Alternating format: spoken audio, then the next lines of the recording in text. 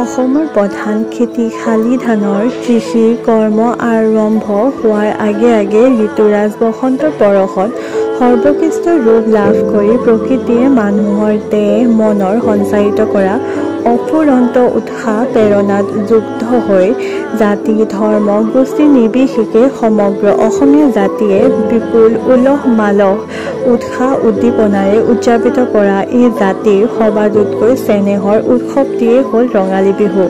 ভাৰতবৰ্ষৰ পূব প্ৰান্তীয় প্ৰদেশ অসম হৈ প্ৰকৃতিৰ বিচিত্ৰ লীলাভূমি। প্ৰকৃতি জগতলৈ সময়ে সময়ে পৰিৱৰ্তন আহে। অসমেও প্ৰকৃতিৰ এই নিয়ম ৰক্ষা কৰি প্ৰতি ঋতুৰ বিভিন্ন সাজেৰে সঞ্চৰিত হয়।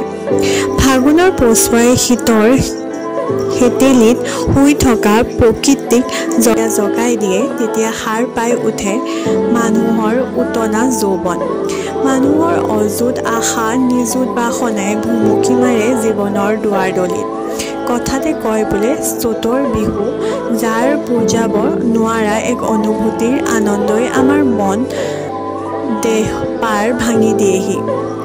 বহাগ আহিলে ঢোল পেঁপা মাতে, কুলি কেতেকীৰ মাতে, কপৌ নাহৰ কেতেকীৰ গোন্ধই পাহোৱাল ডেকাৰ উকিয়ে এই এক বুজাব নোৱাৰা পৰিৱেশৰ সৃষ্টি কৰে।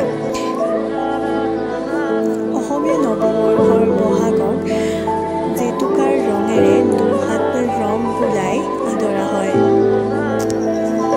চ'তৰ শেষত বহাগ আহে। উৰুকাৰ দিনা বহাগৰ বিহুৰ পূৰ্ণ প্ৰস্তুতি চলে। উৰুকাৰ পিছত দিনা দুমাহী দিনটো গৰু বিহু বুলি কোৱা হয়।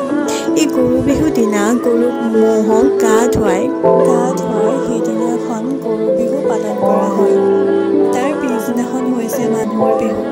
মানুহে মাহ হালধিৰে গা ধুই জ্যেষ্ঠজনক আদৰ সন্মান জনায় আৰু জ্যেষ্ঠজনে কনিষ্ঠজনক মৰমেৰে উপহাৰ যাচে।